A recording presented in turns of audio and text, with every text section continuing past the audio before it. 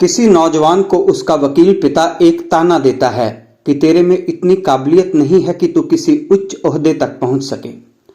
बात नौजवान के दिल को लगती है और वह अपनी योग्यता के बल पर इंग्लैंड में कैम्ब्रिज यूनिवर्सिटी में दाखिला पाता है। आईसीएस की परीक्षा देता है और पहला भारतीय बनता है जो अंग्रेजों को उन्हीं के देश में पछाड़ते हुए टॉप रैंक में चौथे स्थान पे आता है। दोस्तों, बात 1920 की है। सिविल सर्विस में चौथा स्थान पाना, वो भी अंग्रेजी मीडियम में और अंग्रेजी धरती पे, और एक गुलाम देश के वासी होकर। लेकिन सिर्फ पिता के ताने पे इस लड़के ने केवल 7 महीने की मेहनत से यह परीक्षा पास की थी, जिसे पास करने के लिए अंग्रेज 4.5 साल लगाते थे।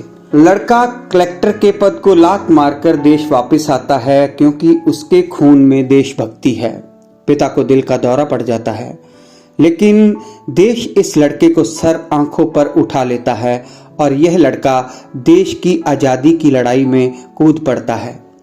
गांधी के प्रति श्रद्धा तो रखता है, लेकिन जल्दी ही वह गांधीवाद के विपरीत बोलने लगता है और 1938 में कांग्रेस के अध्यक्ष पद पर विराजमान भी होता है। 1938 में भारतीय राष्ट्रीय कांग्रेस का अध्यक्ष निर्वाचित होने के बाद इसने राष्ट्रीय योजना आयोग का गठन किया। यह नीति गांधीवादी आर्थिक विचारों के अनुकूल नहीं थी। 1939 में पुनः एक गांधीवादी प्रतिद्वंदी को हराकर यह विजयी होता है। गांधी जी इसे अपनी हार के रूप में स्वीकार करते हैं। उसके अध्यक्ष चुने जाने पर गांधी जी ने कहा था कि यह मेरी हार है। इतना स्वाभिमानी था यह नौजवान कि यह कांग्रेस अध्यक्ष पद से इस्तीफा देकर देश से बाहर अंग्रेजों के दुश्मनों की सहायता प्राप्त करने के लिए जर्मनी चला जाता है। हिटलर जैसे उस जर्मन नेता से मिलता है जिससे अंग्रेज और दुनिया खौफ खाते थे। हिटलर इससे इतना प्रभावित होता है कि वह उसे फ्यूरेर कहकर बुलाता है, जिसका अर्थ था नेताओं का नेता। वाकई हिटलर ने सच कहा था, नेताओं का नेता। इसमें इतना दम था कि इसने 21 अक्टूबर 1943 को इंडियन नेशनल गवर्नमेंट की स्थापना भी कर दी थी, वो भी देश के बाहर, और इसे 9 देशों की मान्यता भी मिली थी। यही बस नहीं हुई, इसने एक फौज तैयार की जिसे हम आजाद हिंद फौज के नाम से जानते हैं। यह वह फौज थी जिसने अंग्रेजों के होश उड़ा दिए थे। केवल पुरुषों की ही नहीं बल्कि औरतों की भी एक आर्मी बनाई थी जिसका नाम था रानी लक्ष्मीबाई रेजिमेंट। यही नहीं, बच्चों की भी एक आर्मी बनाई थी जिसे नौजवान बाल सेना का नाम दिया गया था। यही नहीं, इस सेना में 3 जनरल बनाए, नाम थे शाहनवाज हुसैन, गुरबख्श सिंह ढिल्लों और पीके सहगल। जरा गौर करें, कितनी गहरी और उच्च सोच थी उस नौजवान की। ये वो सोच थी जो सच्चा धर्मनिरपेक्ष देश पैदा करना चाहती थी। फिर एक नारा दिया, दिल्ली चलो। इस नारे का अर्थ था कि जागे हुए और वीर लोग अब इकट्ठे चलेंगे और अपने देश की राजधानी पे अपना कब्जा करेंगे। दोस्तों, पता ही चल गया होगा कि बात उस महानतम नेता की हो रही है जिसे हम सभी नेताजी या सुभाष चंद्र बोस कहकर बुलाते हैं। नेताजी सुभाष चंद्र बोस का जन्म आज ही के दिन यानी कि 23 जनवरी 1897 को उड़ीसा में कटक के एक संपन्न बंगाली परिवार में हुआ था।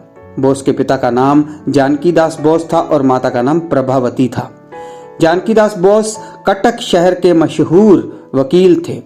प्रभावती और जानकीदास बोस की कुल 14 संतानें थी, जिनमें 6 बेटियां थी और 8 बेटे थे। सुभाष चंद्र बोस उनकी 9वीं संतान थे और 5वें बेटे थे। सुभाष चंद्र बोस का अंत एक बेहद रहस्यमयी ढंग से हुआ था। कहते हैं कि 18 अगस्त 1945 को उनका विमान दुर्घटनाग्रस्त हो गया था और उनकी जलने से मृत्यु हो गई थी।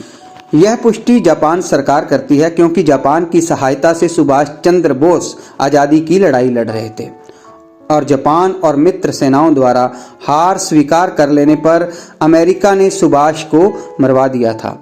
दूसरा रहस्य यह था कि वह मरे नहीं थे, बल्कि उन्हें कैद करके रूस में नजरबंद कर दिया गया था और इसमें भारत के कुछ उच्च नेताओं का हाथ था। यही बात इनका परिवार भी कहता है। तीसरी बात यह है कि उत्तर प्रदेश के किसी शहर में एक गुमनामी बाबा, जिसे कि लोग भगवान बाबा के नाम से जानते थे, वह सुभाष चंद्र बोस थे, जिनकी 1985 में मृत्यु हुई। सुभाष चंद्र बोस ने 1937 में अपनी सेक्रेटरी और ऑस्ट्रियन युवती एमिली से शादी की। उन दोनों की एक अनीता नाम की बेटी भी हुई, जो कि वर्तमान में जर्मनी में सपरिवार रहती है। दोस्तों, जब देश आजाद हुआ था तो गांधी ने एक बात कही थी कि अगर सुभाष होता तो देश का बंटवारा ना होता। यह सच था, क्योंकि वह हृदय से देशभक्त था। वह पूर्ण स्वराज्य चाहते थे, तभी तो उनकी आजाद हिंद फौज के जर्नैल हिंदू, सिख और मुसलमान थे। यही नहीं, आजाद हिंद फौज में हिंदुओं से ज्यादा मुसलमान थे। और खास बात यह रही कि आजाद हिंद फौज के जो सैनिक पाकिस्तान गए थे, उन्हें सम्मान सहित सेना में पहल के आधार पर सेना में रखा गया, जबकि भारत में इन सैनिकों को भर्ती करना तो दूर, बल्कि उनको देशद्रोही कहकर अपमानित किया गया, ऐसा सुनने में आता है। दोस्तों, देशभक्ति भाषणों में नहीं बल्कि खून में होती है, रगों में दौड़ती है। यह षड्यंत्र नहीं खेलती, बल्कि कुर्बान हो जाती है। भगत सिंह और सुभाष में एक साझी बात यह थी कि दोनों में देशभक्ति का अंधा जुनून था। दोनों ही स्वराज्य के हामी थे। दोनों ही केवल अंग्रेज ही नहीं, बल्कि उनकी आत्मा को भी देश से बाहर निकाल देना चाहते थे। लेकिन अफसोस, दोनों ही कुर्बान हो गए। हमने केवल गोरे जिस्म देश से बाहर भेजे, परंतु उनकी काली आत्मा को अपने हृदय में बसाए रखा। नतीजा हमारे सामने है।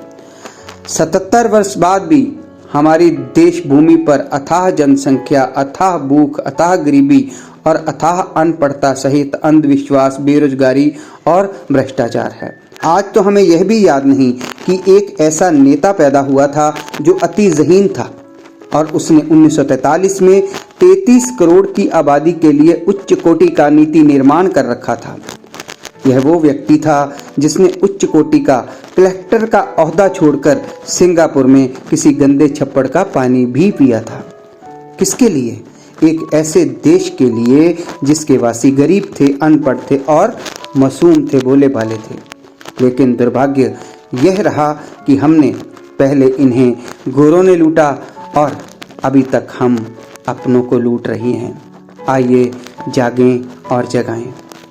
मुझे आशा है आज नेताजी सुभाष चंद्र बोस जी के जन्म दिवस पर उनको श्रद्धा नमन देते हुए मैंने आपके साथ जो जानकारियां साझी की हैं वो आपको पसंद आएंगी। अगर आपको मेरी ये वीडियो अच्छी लगी तो आप मेरा चैनल ज़रूर सब्सक्राइब करें। आपको निराशा नहीं होगी। ऐसे बहुत से किस्से शिक्षा जगत, धर्म, राजनीति और फिल्म जगत के साथ जुड़े हुए किस्से आपके साथ साझा करता रहूँगा, बिना किसी आघात के और बिना किसी पक्षपात के। बात जो भी होगी वो देश के लिए होगी, देशवासियों के लिए होगी और मानवता और इंसानियत के लिए होगी। इधर से गुजरा था, सोचा सलाम करता चलूँ।